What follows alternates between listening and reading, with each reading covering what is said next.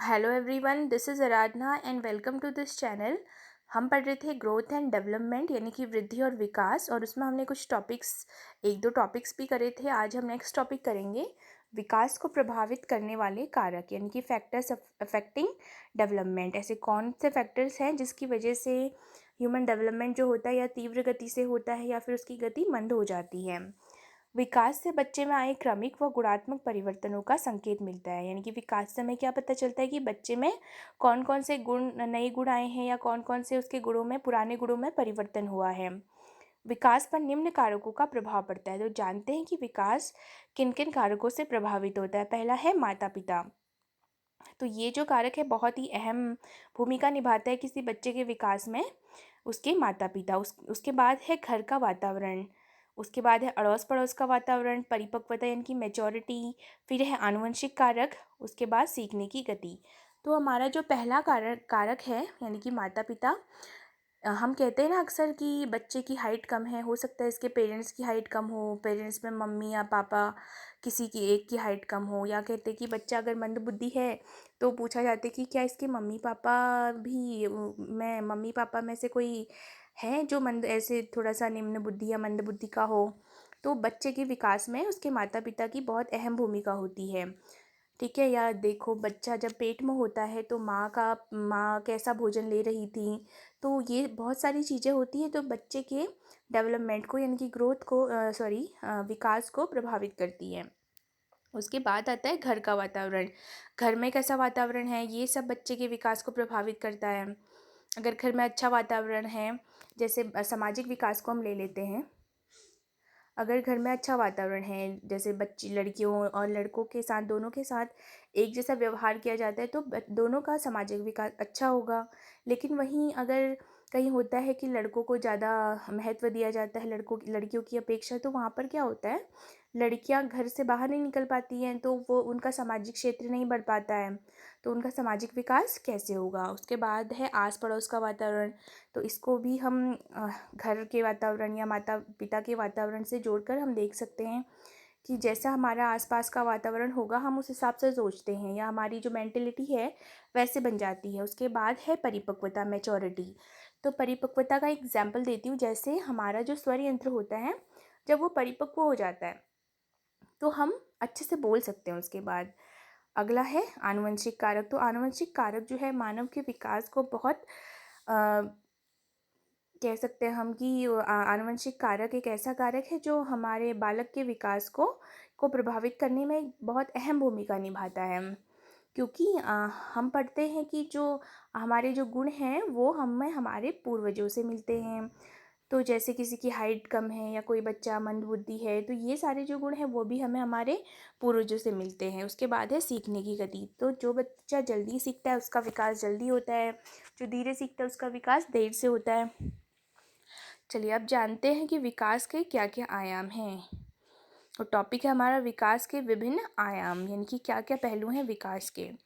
बालक विकास को वैसे तो कई आयामों में विभाजित किया जा सकता है, किंतु बाल विकास एवं बाल मनोविज्ञान के अध्ययन के दृष्टिकोण से इसके निम्न आयाम महत्वपूर्ण हैं।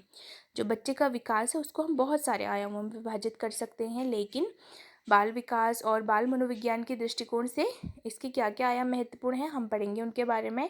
तो पहला है शारीरिक विकास यानी कि फिजिकल डेवलपमेंट। इसके अंतर्गत बालक के शरीर के बाह्य एवं आंतरिक अंगों का विकास शामिल है। तो शारीरिक विकास के अंतर्गत क्या आता है, बालक के आंतरिक और बाह्य अंगों का विकास। शरीर के बाह्य परिवर्तन जैसे ऊंचाई, शारीरिक अनुपात में वृद्धि इत्यादि स्पष्ट दिखाई पड़ते हैं। जैसे शरीर में जो बाह्य रूप से परिवर्तन होते हैं वो तो हमें स्पष्ट रूप से दिखाई देते हैं, जैसे हमारी हाइट का बढ़ना, हमारे वजन का बढ़ना, ये सब हम स्पष्ट रूप से देख सकते हैं। जो आंतरिक अवयवों के पर में परिवर्तन होते हैं वो हम स्पष्ट रूप से उनको हम नहीं देख सकते हैं, लेकिन शरीर के भीतर इनका सचमुच में विकास होता रहता है। प्रारंभ में शिशु अपने हर प्रकार के कार्यों के लिए दूसरों पर निर्भर रहता है। पहले क्या होता है, जब बच्चा छोटा होता है तो बच्चा अपने हर कार्य के लिए अपने माता पिता या अपनी फैमिली, अपने घर वालों पर निर्भर रहता है। जैसे बच्चे को भूख लगी है तो वो बोल नहीं पाता पर वो रोता है और माँ बाप समझ जाते हैं कि बच्चे को भूख लगी है। धीरे धीरे विकास की प्रक्रिया के फलस्वरूप वह अपनी आवश्यकताओं की पूर्ति करने में सक्षम हो जाता है। लेकिन धीरे धीरे क्या होता है, उसके आंतरिक अंगों में विकास होता है, उसके बाह्य अंगों में विकास होता है। इस प्रकार से वो क्या करता है, अपनी इच्छाओं की पूर्ति करने में वो सक्षम हो जाता है। ठीक है। शारीरिक वृद्धि एवं विकास पर बालक के आनुवंशिक गुणों का प्रभाव पड़ता है। इसके अतिरिक्त बालक के परिवेश व पालन पोषण का प्रभाव भी शारीरिक विकास पर पड़ता है। तो शारीरिक वृद्धि एवं विकास पर आनुवंशिक गुणों का तो प्रभाव पड़ता ही है, और साथ साथ में बालक के परिवेश और उसके पालन पोषण, यानी कि जब बच्चा कैसा खाना खा रहा है, क्या खा रहा है, उन सब का भी प्रभाव पड़ता है। उसके बाद है मानसिक विकास। संज्ञानात्मक विकास से तात्पर्य बालक की उन सभी मानसिक योग्यताओं एवं क्षमताओं में वृद्धि एवं विकास से है जिसके परिणाम स्वरूप वह अपने निरंतर बदलते हुए वातावरण में ठीक प्रकार से समायोजन करता है। यानी कि संज्ञानात्मक विकास क्या है? संज्ञानात्मक विकास ऐसी योग्यताओं का अर्जन है जिनके फलस्वरूप बच्चा क्या करता है, अपने वातावरण में समायोजित होना सीखता है और विभिन्न प्रकार की समस्याओं को सुलझाने में अपनी मानसिक शक्तियों का पर्याप्त उपयोग करता है। और बच्चा जो उसके सामने प्रॉब्लम्स आती है तो उनको सुलझाने में वो अपनी मानसिक शक्तियों का उपयोग करता है। कल्पना करना, स्मरण करना, विचार करना, निरीक्षण करना, समस्या समाधान करना, निर्णय लेना इत्यादि की योग्यताएं संज्ञानात्मक विकास के फलस्वरूप ही विकसित होती है। यानी कि मानसिक विकास में क्या क्या आता है, हमारे कल्पना करने की शक्ति, स्मरण शक्ति, हमारी विचार करना, निरीक्षण करना, ठीक है, समस्या समाधान करना, हम कैसे प्रॉब्लम सॉल्व करते हैं अगर कोई प्रॉब्लम हमारे सामने आ जाती है, निर्णय लेना, ये सारी जो योग्यताएं हैं वो मानसिक विकास के अंतर्गत आती है। उसके बाद है हमारा भाषाई विकास। भाषा का तात्पर्य होता है वह सांकेतिक साधन जिसके माध्यम से बालक दूसरों के विचारों एवं भाव को समझता है और अपने विचारों और भावों का वो संप्रेषण करता है, यानी कि उनको व्यक्त करता है। तो भाषा हम कह सकते हैं कि एक साधन है जिसके माध्यम से बच्चा क्या करता है, दूसरों के विचारों और भावों को समझता है और साथ साथ में अपने विचारों और भावों का संप्रेषण भी करता है। भाषा का विकास भी एक प्रकार का संज्ञानात्मक विकास ही है। मानसिक योग्यता की इसमें महत्वपूर्ण भूमिका होती है। तो भाषा के विकास में हमारी जो मानसिक योग्यताएं हैं, जैसे कि स्मरण शक्ति, कल्पना करना, विचार करना, निरीक्षण करना, इन सब की बहुत महत्वपूर्ण भूमिका होती है। भाषाई योग्यता के अंतर्गत मौखिक अभिव्यक्ति, सांकेतिक अभिव्यक्ति और लिखित अभिव्यक्ति शामिल हैं। और भाषाई योग्यता के अंतर्गत क्या क्या आता है, जैसे मौखिक अभिव्यक्ति, जैसे कि हम बोलते हैं, सांकेतिक अभिव्यक्ति यानी कि जो हम संकेतों के माध्यम से खुद को जब अभिव्यक्त करते हैं। उसके बाद आता है लिखित अभिव्यक्ति, जब हम लिखकर अपनी भावनाओं को अभिव्यक्त करते हैं। भाषाई योग्यता एक कौशल है जिसे अर्जित किया जाता है। तो जो भाषाई योग्यता है वो क्या है, एक कौशल है जिसे हम अर्जित करते हैं और इस कौशल को अर्जित करने की प्रक्रिया जन्म से ही शुरू हो जाती है।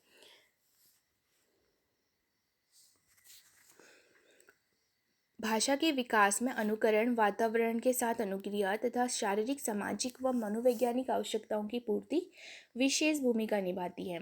तो भाषा के विकास में अनुकरण यानी कि दोहराने की जो प्रवृत्ति होती है बच्चों की, वातावरण के साथ अनुक्रिया तथा शारीरिक, सामाजिक व मनोवैज्ञानिक आवश्यकताओं की पूर्ति विशेष भूमिका निभाती है।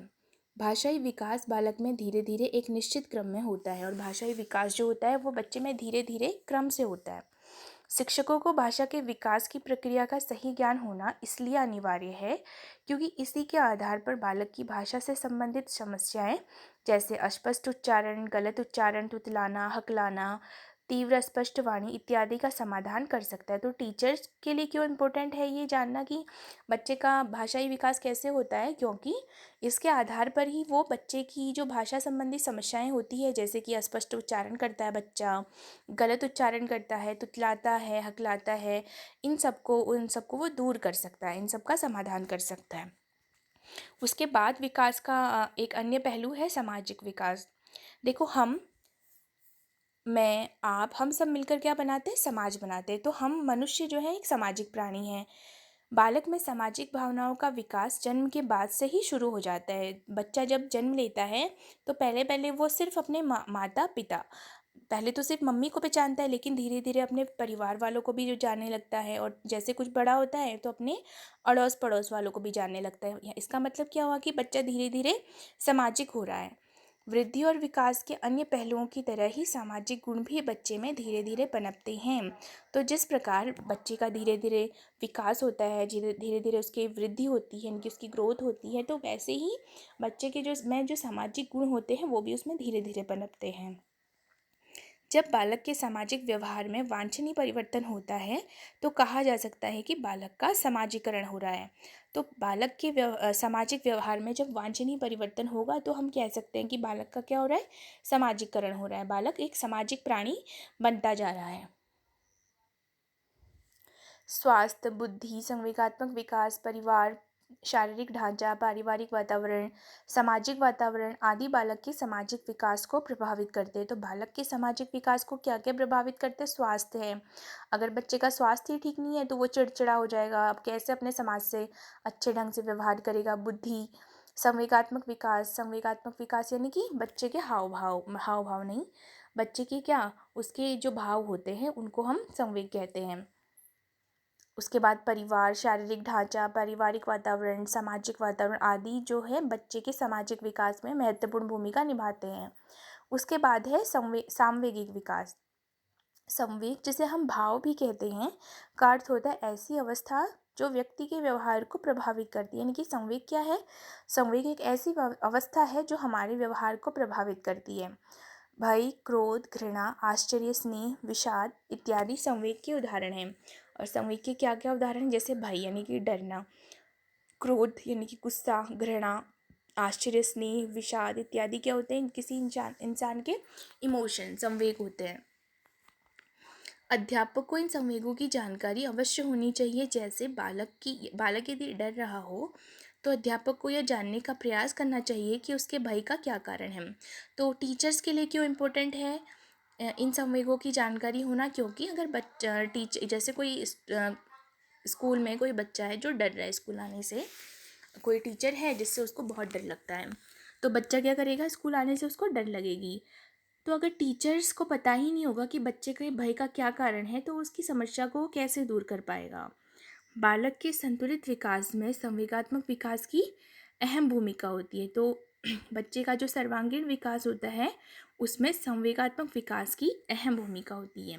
बच्चा अगर सामवेगिक रूप से ही संतुलित नहीं है तो कैसे हम उसके सर्वांगीण विकास की बात कर सकते हैं? उसके बाद है मनोगत्यात्मक विकास यानी कि क्रियात्मक विकास। क्रियात्मक विकास का अर्थ होता है क्रियात्मक शक्तियों, क्षमताओं या योग्यताओं का विकास। क्रियात्मक शक्तियों, क्षमताओं या योग्यताओं का अर्थ होता है ऐसी शारीरिक गतिविधियाँ या क्रियाएं जिनको संपन्न करने के लिए हम अपनी मांसपेशियों का यूज़ करते हैं, तंत्रिकाओं की गतिविधियों का यूज़ करते हैं, जैसे कि चलना, लिखना, बैठना। ये सब हमारे किस में आता है? मनोगत्यात्मक क्रियाओं या क्रियात्मक जो विकास है उसमें आ जाता है, क्रियात्मक शक्तियों में आ जाता है। एक नवजात शिशु यानी कि जो बेबी है जो अभी अभी पैदा हुआ है, ऐसे कार्य करने में अक्षम होता है। वो उसमें क्रियात्मक शक्तियाँ नहीं होती हैं। शारीरिक वृद्धि एवं विकास के साथ ही उसमें उम्र बढ़ने के साथ उसमें इस तरह की क्रियाओं व योग्यताओं का विकास शुरू हो जाता है। तो जैसे जैसे बच्चे का शारीरिक विकास होता है, उसकी एज बढ़ती है, तो उसमें जो क्रियात्मक शक्तियाँ हैं वो विकसित होने लगती हैं। क्रियात्मक विकास बालक के शारीरिक विकास, स्वस्थ रहने एवं उचित मानसिक विकास में सहायक होता है। तो क्रियात्मक विकास जो है बालक के स्वस्थ रहने और उसके मानसिक विकास में सहायता करता है। क्रियात्मक विकास का उचित ज्ञान होने से ही एक अध्यापक बालक में विभिन्न कौशलों का विकास करने में सहायता कर सकता है। तो अगर टीचर्स को क्रियात्मक विकास का ज्ञान होगा तो वो बच्चे में विभिन्न कौशलों का विकास करने में सहायता कर सकता है। साथ ही शिक्षकों को यह भी पता चलता है कि किस आयु विशेष या अवस्था में बालक में किस प्रकार की कौशलों की योग्यता अर्जित करने की योग्यता होती है। तो साथ ही टीचर्स को क्या भी पता चलता है कि किस एज के बच्चे में कौन सी क्रियात्मक शक्तियाँ विकसित होंगी। आज की वीडियो हम यहीं पर ख़त्म करते हैं, इससे आगे हम नेक्स्ट वीडियो में पढ़ेंगे। आज के लिए इतना ही। Thank you.